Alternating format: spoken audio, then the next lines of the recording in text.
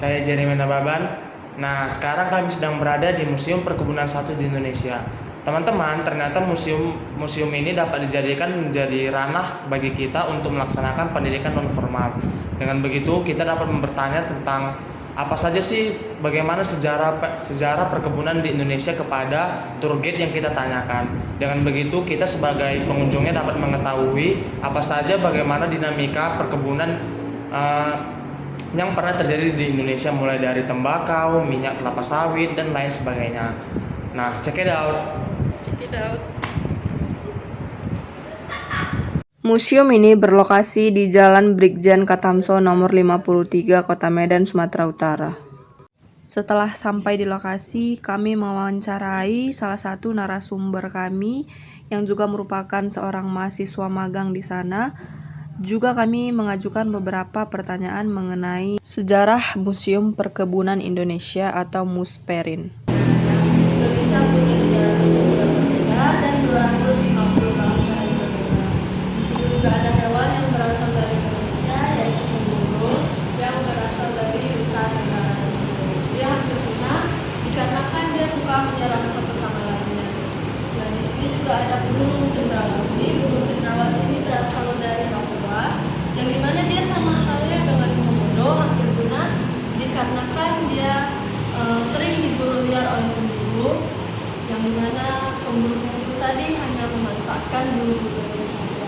Nah, di sini ada rempah-rempah Indonesia, yaitu ada lada, pala, kayu manis, cengkeh, dan padi. Inilah yang menjadi alasan kenapa Indonesia dijajah. Nah, Indonesia dijajah oleh 6 negara, yang dimana yang pertama itu ada Portugal, yang kedua ada Spanyol, yang ketiga ada Belanda. Belanda merupakan negara yang paling lama menjajah Indonesia. Yang keempat dan kelima ada Inggris dan Prancis. Tapi Inggris sama Prancis tidak secara langsung menjajah Indonesia, dia menyuruh Belanda untuk menjajah Indonesia. Nah, yang terakhir itu ada Jepang. Bagaimana peran Museum Perkebunan Satu Medan ini dalam mendukung pendidikan sejarah dan budaya perkebunan di Sumatera Utara? Banyak dari pengunjung SD, SMP yang reservasi untuk belajar sejarah perkebunan di sini. Jadi di sini mulanya di sini ada melakukan kegiatan perkebunan gitu. Iya, ada dari zaman dahulu sampai sekarang. Enggak sih. Baru-baru aja gitu. Iya. Kami lebih ke menanam rempah sama menanam hidroponik gitu. Apa yang kami ajarin di belakang. Tapi memang museum ini dapat berperan atau dapat menjadi ranah edukasi lah gitu untuk masyarakat Sumatera Utara, pendidikan di bidang non formal lah gitu ya Iya, Kak. bisa. Karena kebanyakan yang datang ke sini selalu kami guide dan selalu kami bahas sejarah-sejarahnya. Dan turis juga datang ke sini. Sehingga yang tadinya belum tahu jadi tahu lah terkait pendidikan. Iya. Terus karena tanaman apa yang paling menguntungkan untuk zaman sekarang ini? Kalau zaman sekarang kelapa sawit. Tapi kalau kakak bahas dulu itu tembakau. Nah, tembakau deli kan tembakau itu yang paling terkenal pada zaman dulu. Tembakau itu cuma ada di Indonesia, cuma ada 2 di Indonesia, tembakau Delhi dan tembakau Jepang. Jadi dia itu terkenalnya sampai keluar. Itulah tembakau paling enak kata orang-orang Jepang. Makanya dia terkenal. Salah satu faktor utama orang itu. Iya, faktor utama orang itu datang ke Indonesia tembakau. Pertanyaan selanjutnya Kak, apakah museum ini memiliki program edukatif khusus seperti tur, seminar, atau kegiatan interaktif bagi pelajar dan mahasiswa? Lebih kebanyakan tur sekolah ke sini, mahasiswa juga mahasiswa ke sini. Kelapa sawit ini berasal dari 4 jenis. Nah, dua benihnya itu berasal dari Amsterdam, 2 lagi berasal dari Mauritius. Nah, keempat benih tadi ini pertama kali ditanam itu di Kebun Raya Bogor. Hanya sebagai tanaman hias di pinggir jalan saja untuk tempat orang berteduh seperti yang ada contoh foto ini. Ya. Nah, setelah beberapa tahun, barulah kelapa sawit itu menghasilkan produk yang dimana kita tahu itu adalah minyak goreng. Iya. Nah, sebelum jadi minyak goreng, itu minyak aslinya bernama minyak merah. Inilah minyak yang pertama kali didapat dari pohon kelapa sawit. Apa bedanya itu Kak? Kalau ini belum melakukan penyaringan. Ada manfaatnya nggak Kak dari daripada yang itu? Nggak ada sih. Sama aja. Sama aja. Cuma lebih banyak digunakan ini karena lebih gampang nyarinya. Nah, selain minyak goreng juga menghasilkan produk lain itu kosmetik ataupun skincare. Ya. Nah, di bawah sini itu ada bibit benihnya dari kelapa sawit, yang dimana itu yang pertama ada pisifera. Pisifera merupakan bibit jantannya dari kelapa sawit, yang dimana dia lebih banyak isi dagingnya dan tidak ada cangkangnya. Bisa dilihat ya. Nah, yang kedua itu ada dura. Dura merupakan bibit betinanya dari kelapa sawit, yang dimana dia isi dagingnya sedikit, tapi cangkangnya tebal. Yang tadi nggak ada yang hitam-hitamnya kan? Iya. Ini lebih banyak cangkangnya. Nah, yang ketiga itu ada tenera. Kalau tenera ini hasil perkawinan dari si pisifera dan dura. Dia merupakan bibit unggulnya yang digunakan sampai sekarang oleh orang perkebunan kelapa sawit. Nah, dia cangkangnya tidak tebal, tapi dagingnya juga banyak. Tapi kalau dari segi kualitas tenera ini yang lebih Yang paling ini, Ya. yang paling unggul.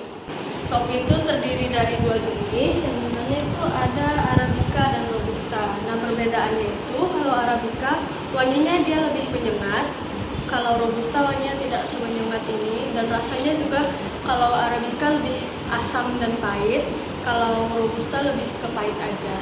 Nah, bentuknya juga bisa dilihat, kalau yang ini lebih lonjong, kalau yang ini lebih bulat.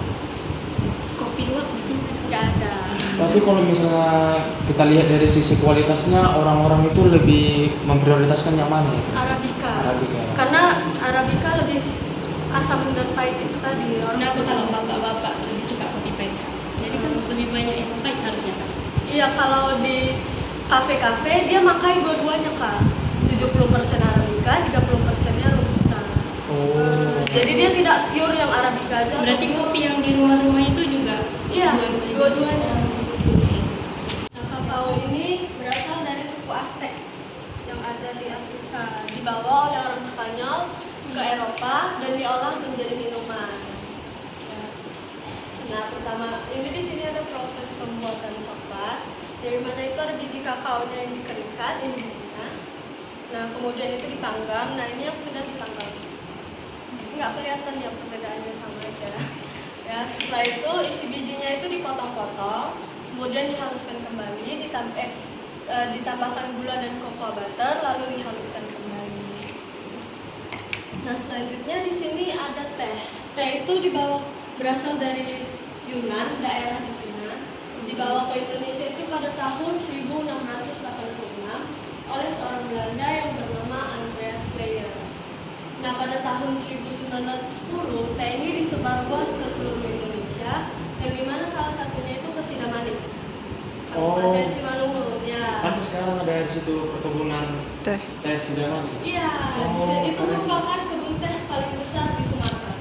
Cuma ada satu-satunya di Sumatera yang di Sidamani. Sana itu benar-benar cantik banget.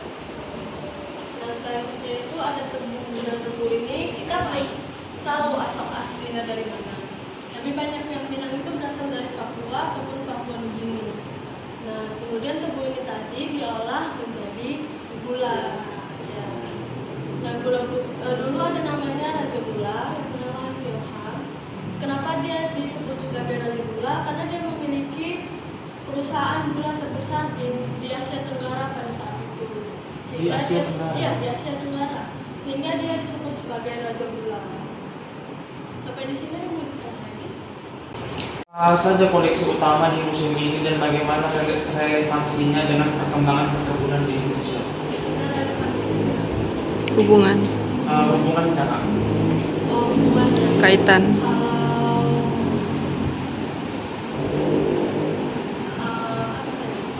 Kalau koleksi utamanya ya, yang berpengaruh gitu.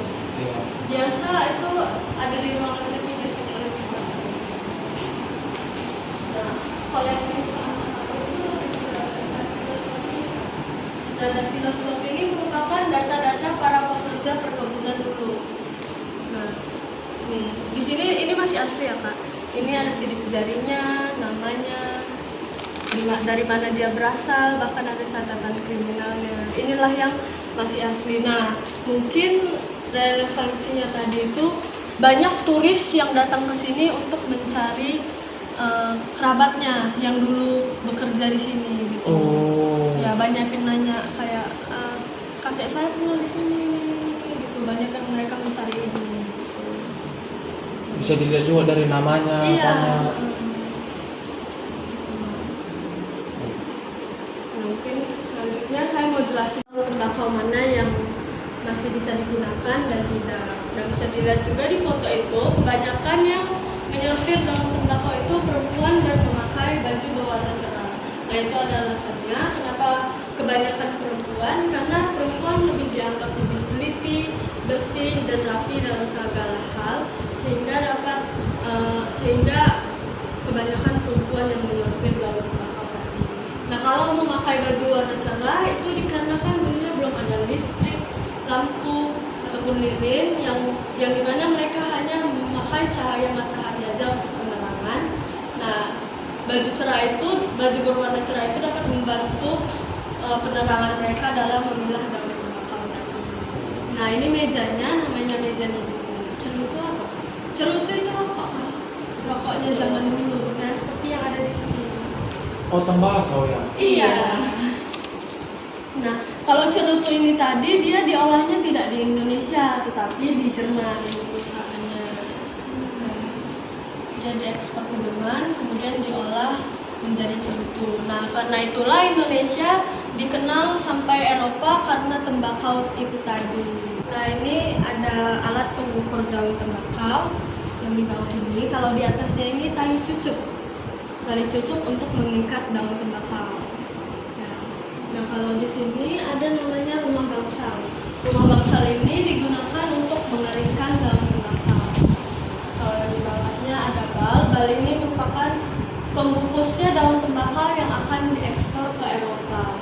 Beratnya itu 90 kilo dan kalau dijual 200 hingga 500 juta. 200 hingga 500 juta. Semahal itu yang tembakau.